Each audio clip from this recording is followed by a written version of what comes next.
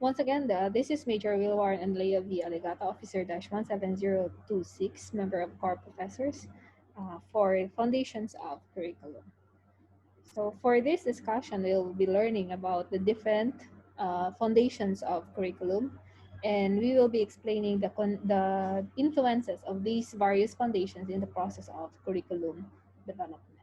So to start with, what is foundations of curriculum? Foundations of curriculum are generally those values or traditions, factors, and forces which influence the kind, the quantity, the quality of the experience the school offers its learners. So this was put forward, this was the definition put forward by Shiundo and Amulando in 1992. So these are the factors that influence curriculum decisions. So what are your objectives, as we have learned earlier? So what are the learning experiences that you will offer to the students? How are you going to arrange them? How are you going to evaluate them? So these decisions or those questions are going to be influenced. How you answer those questions will be influenced by the foundations of curriculum. So traditionally, there are four foundations of curriculum. So that is history, philosophy, sociology, and psychology. But for now, we are also including political and technological factors. So to start with, we have historical foundations of curriculum. Historical foundations of curriculum refers to the factors and issues from the past. Of course, it's history that may influence the curriculum in the present. So how is the curriculum being offered? So both the content and the pedagogy or how it is being taught are outgrowths of specific historical conditions. So additionally, the various historical movements in education influence the current curriculum to some degree. Some of the major forms of education in the past that are recognized globally in education include traditional education, ancient education, early modern era, and modern era. Okay, so this is the global historical foundations. In the Philippines, since we do not have that, uh, we cannot trace our history as far back as possible. So we just have the influence of the Spaniards in our education system, which can be seen in several things. But um, most of our educational influences are from the American period. So just like in the classroom, so the how tall the classrooms are, how large the doors are. So those are all from American legacy. And of course, the Spaniards have really put efforts to place the Filipinos or the Indios at that time to be as ignorant as possible. So what are education?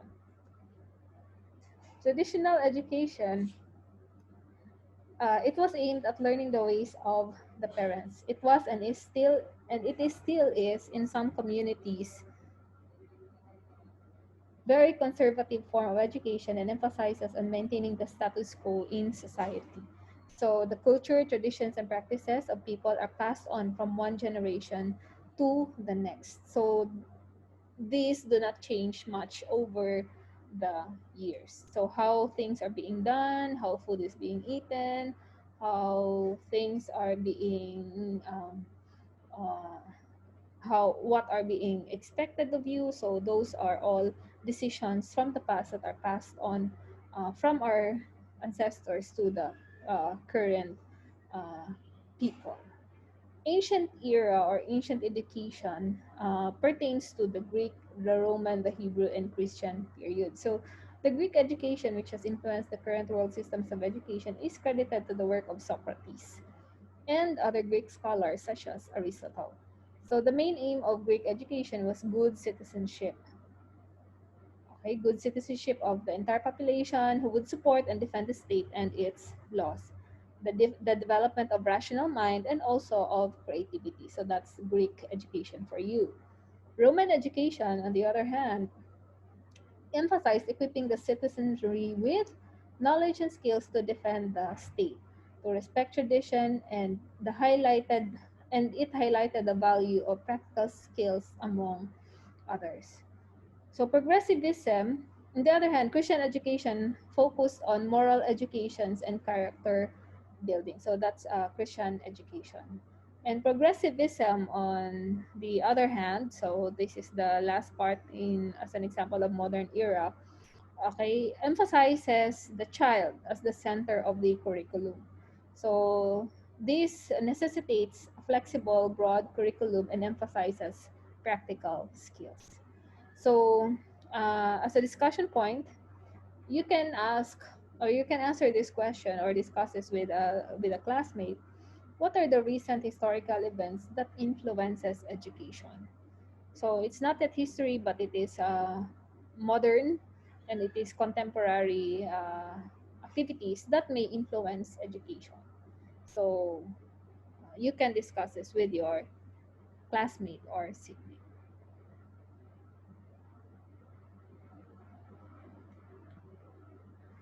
Next, philosophical foundations of curriculum. So what is philosophy? Philosophy is just basically the search for truth.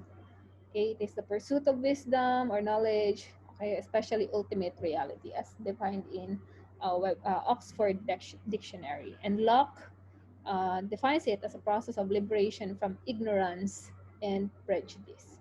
So that is philosophy for you. And Dahl has defined it as okay, so something that is multifaceted that helps us to indicate in general what we mean. What do we mean by what we're saying? What do we mean? Okay, so making what we mean be more specific and definite, and it intends that we develop uh, it into a useful construct. So it's not enough that we just indicate what we mean. It's not enough that we are very specific and definite. So but we have to make sense out of it. So we have to have a useful construct of that idea. Okay. So, there are two broad categories for the philosophical foundations of curriculum. So, these are traditional philosophies and modern philosophies. So, the traditional philosophies are idealism, realism, pragmatism, and existentialism. And the modern ones, okay, are progressivism and reconstructionism. So, since this is philosophical foundations of curriculum, I will not be discussing what these are as a philosophy, but I will be discussing what they mean to education as a philosophy. Okay, so to start with, we have the educational philosophy of perennialism. Perennialism. So perennialism traces its roots from both idealism and realism.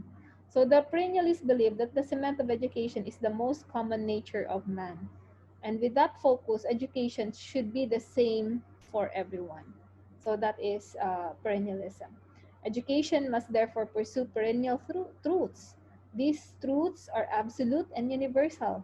The philosophy presupposes that there are permanent studies and knowledge that is available, particularly from the great books, which should be taught to all students. The stress is on the significance of reason and intellectual development.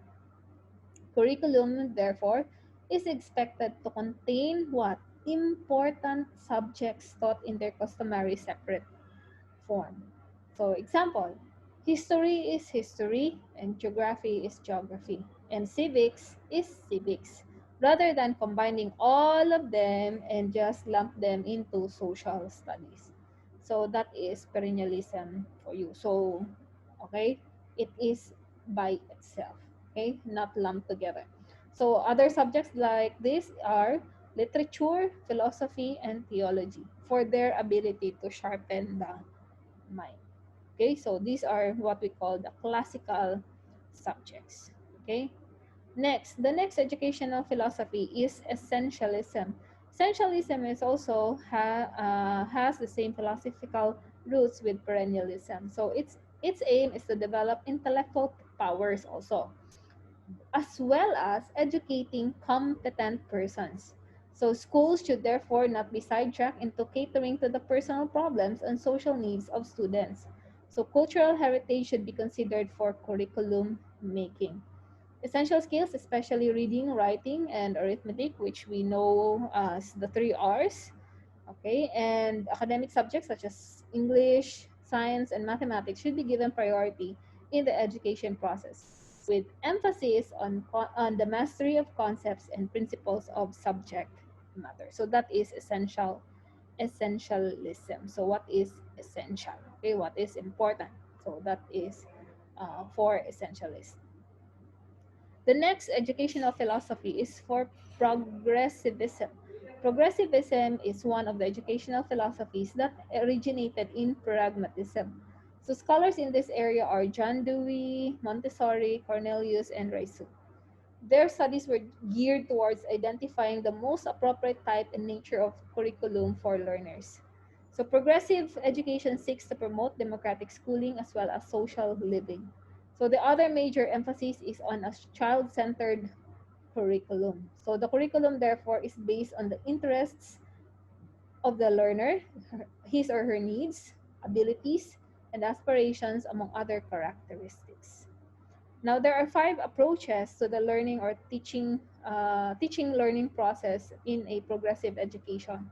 So, first is teacher-student planning of curriculum activities. So uh, they are working together on what the child is going to do. Okay, it's not from the teacher alone. Okay, so the child also has a say on what he or she wants to do or to learn. It is flexible curriculum and individualized instruction. So each, as mentioned earlier, so they have okay a say in what they want to learn. So it is the curriculum therefore in general is flexible. So because it takes into consideration the interest of the learner. It is learner-centered teaching and learning methodology. So the teacher will adjust to the learning method of the student. The next, number four, is selection of study material in line with the expressed interests and concerns of the learner.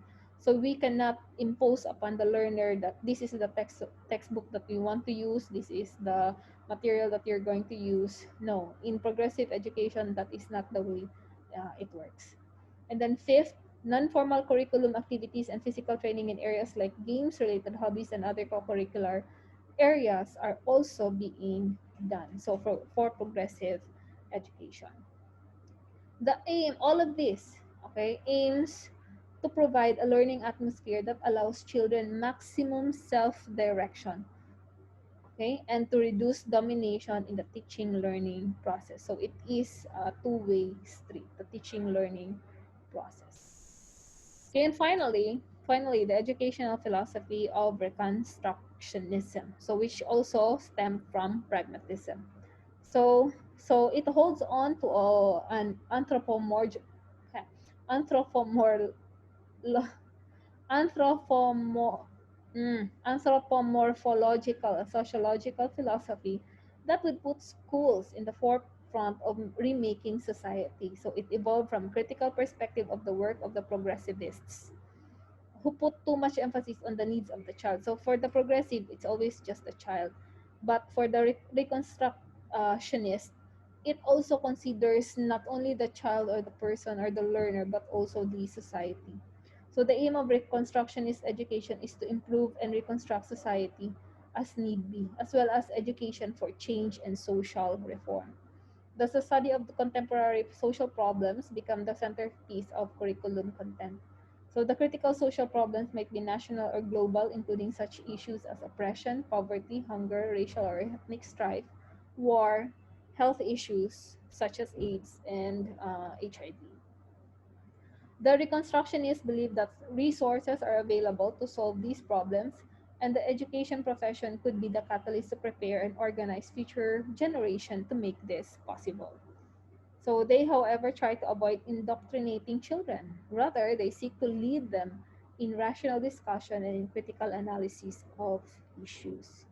So here they have a high regard for the thinking process of the children. So even if they are very young, their opinions already are given importance, or at least they are given the opportunity to voice out their opinions. So they use multiple teaching material and they consider inclusion of subject matter that would be useful to serve the central cause of the issue concerned. Planning of the curriculum involves various stakeholders, including learners, parents, and community leaders. So those are the four educational philosophies that stem from philosophy itself. So perennialism, essentialism, progressivism, reconstructionism. So perennialism, there are just uh, age-old, timeless topics that need to be known by the person. Essentialism, yes, you need also those truths, those facts, but they also need to know practical things. So not only an intelligent man, but also a competent person. Okay. Progressivism, the focus is on the person, how the person will learn what he or she is interested in. For reconstructionism, the objective is for the betterment of the society. The person is learning not just for the sake of learning, but not also just for the sake of self-development, but that learning has something, uh, has a greater purpose, and that is for the betterment of society.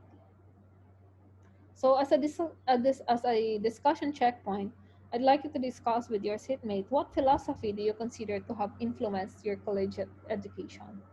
So what philosophy do you consider to have influenced your collegiate education? So as a way of sharing, so my philosophy, the educational philosophy that really influenced my collegiate education is that of a uh, reconstructionism. So even if it was just 4 years, so the way how to improve and contribute to the betterment of society has already been ingrained in me. So even if I wanted to go, let's say, even if I wanted to go abroad, if there are good opportunities there, my desire to contribute to the betterment of the Philippines really holds me back, and so that's why I would want to go out of the country, but only for vacation or holidays. So because I know that I can be of help more to my country. So you can take this time to discuss with your classmate.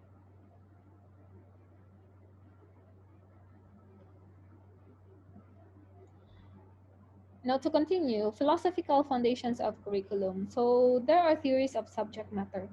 So there are three theories. So subject matter should be taught for its own sake. Okay. The second theory is subject matter should be taught for use. And then the other one is subject matter is merely a medium for teaching intellectual processes, skills, attitudes, and appreciations.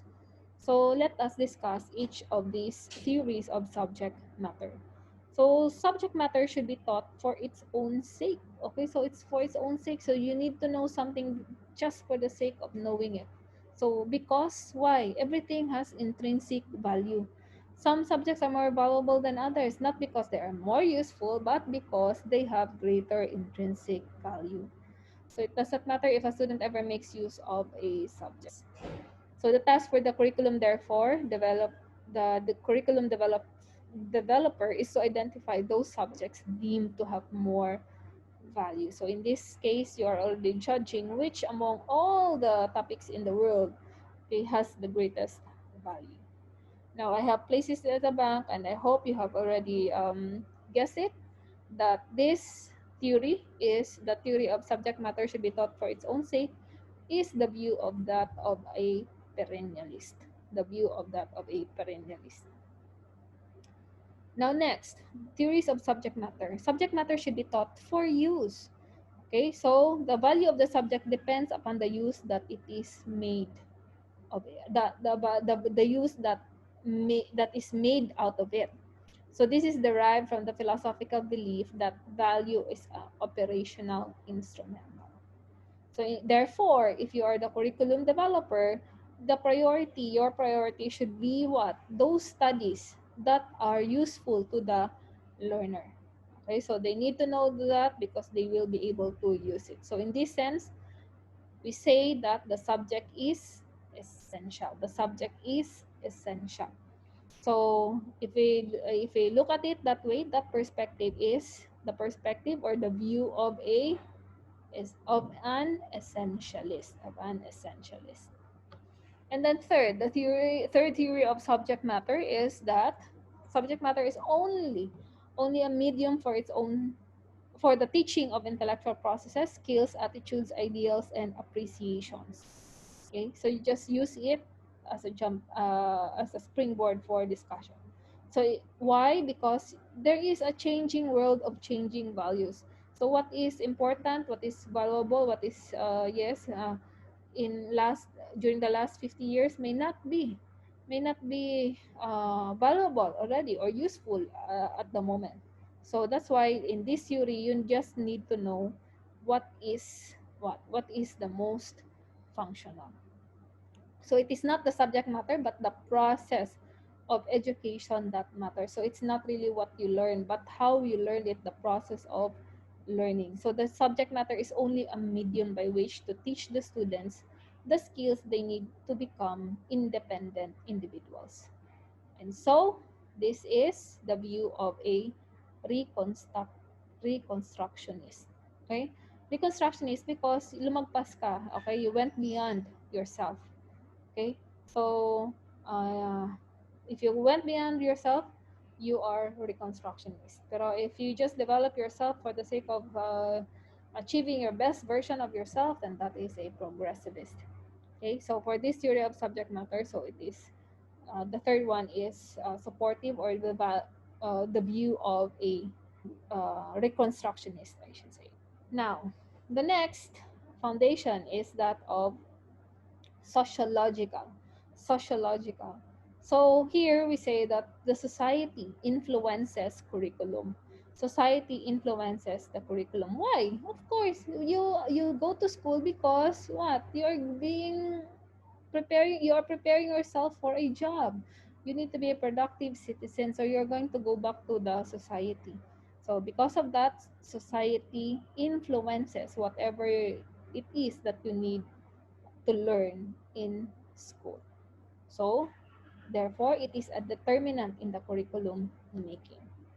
So, societal changes may include family life disintegration, so broken families, movements of the population from rural to urban or as what is happening in the pandemic now, from urban to rural migration. Transmission of culture may be influenced by interest groups, parents, religious groups, etc. So if there are yellow tards, there are the tartards, so that can also be what an influence to curriculum. Also, another influence to curriculum are crime rates, okay, delinquency rates, and then security issues. Of course, health concerns, especially right now. So it's a pandemic, so everyone is affected. Everyone is affected. Even curriculum, we cannot implement. DepEd is what is tied. Okay, they cannot implement a good curriculum, however good the K-12 program is now, because they cannot implement it because of the limitations of the school, because brought about by the pandemic. And of course, another thing that will influence curriculum are economic issues. Of course, if more people are poor, then you cannot basically, it is very hard to give out quality education, especially if it is out of the pockets of the people. And then, of course, this is new, but uh, in one of the discussion, in the previous discussion, politics is already becoming a different dimension by itself. But it can, in this discussion, we have included the political dimension, okay, as a societal influence. Okay, so such as the power structure within the society. So there's always political rife, and because of that, our education is also tainted. Somehow, in the educational books or the modules that are being um, published, there are sentiments that are being indoctrinated in the young minds of the children. Okay, so that is politics in the works. Next, psychological foundations of curriculum. Of course, psychology of learning helps us to know what, okay, whether the children have already achieved that maturity to be able to understand certain concepts. Of course, this is a debate on when are you going to teach sexual education. Okay, are they mature enough to be audience of this discussion or even participants of this discussion?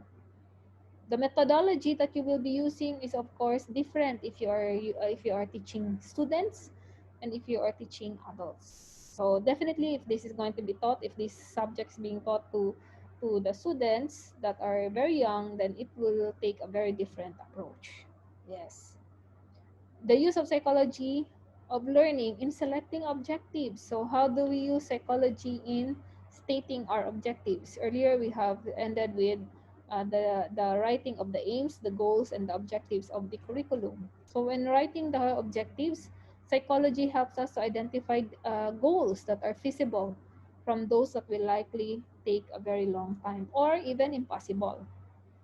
Psychology enables us to determine the length of time required for an attainment of a particular objective and the age levels at which learning should take place most efficiently. So that's the gains in psychology. We can use that in education. Also, psychology determines the conditions necessary for learning certain types of conditions, okay, or certain types of objectives. Okay, so there are objectives that can only be learned if the environment is not restricted, if the people are outside or outdoors, and in the same manner, there are only objectives that can be learned in certain, let's say, in a certain, let's say, in operating room. Okay, so it's just one place. Psychology helps us to realize that learning experiences produces multiple outcomes. Okay, why? Because even if there is only one person who is speaking, different people have different backgrounds, different knowledge, different experiences that will shape and frame how they understood what one is talking about. So, for example, I'm the one talking right now.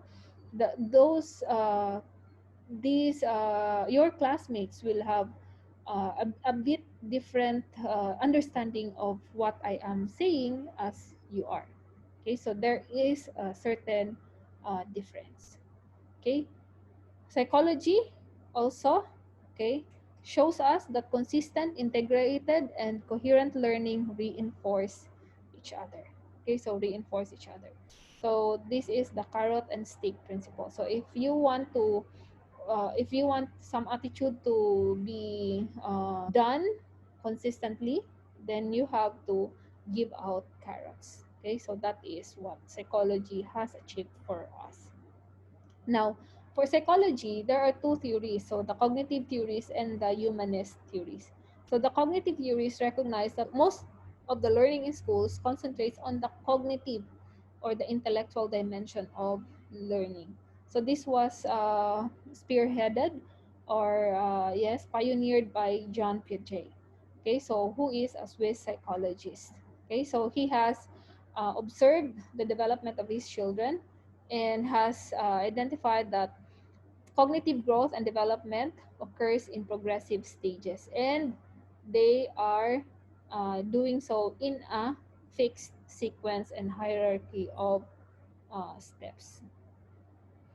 The sensory motor stage from the birth to age 2, so this is the first stage. The child progresses from reflex operations to complex sensory motor action. So in relation to environmental patterns. So that is establishing simple relations between similar objects.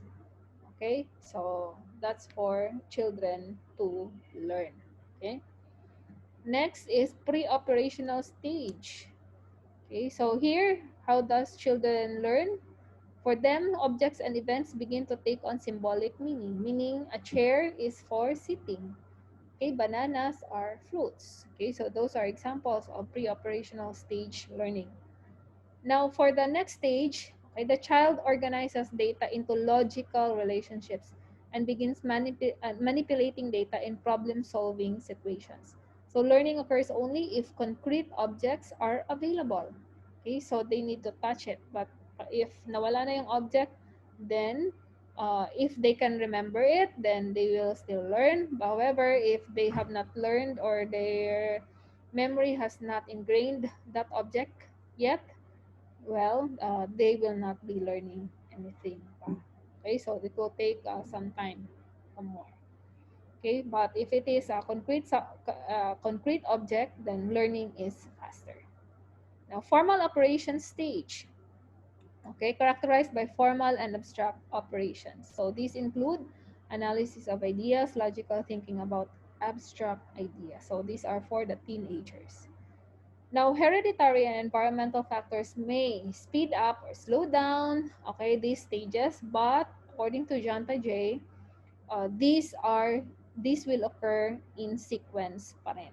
Okay, so it may be slow, it may be fast, but still in sequence. Most curriculum specialists and learning theories and teachers tend to be cognitive oriented because cognitive approach constitutes a logical method for organizing and interpreting learning.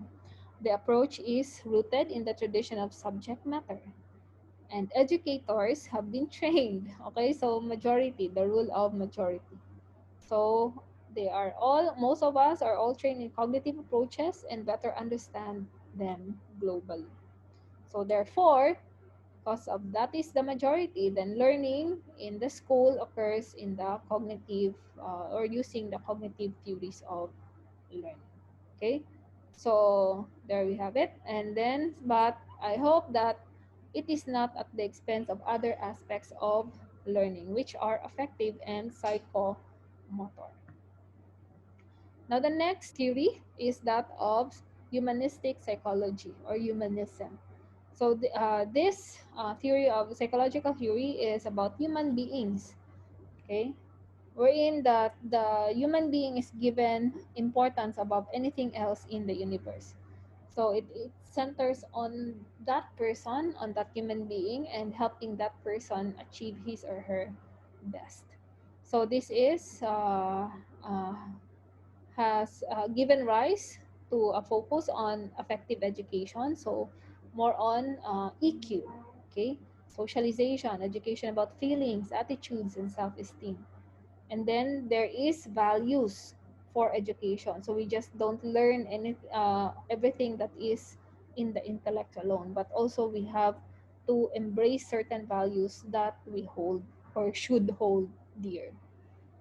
And then there is a holistic approach to education.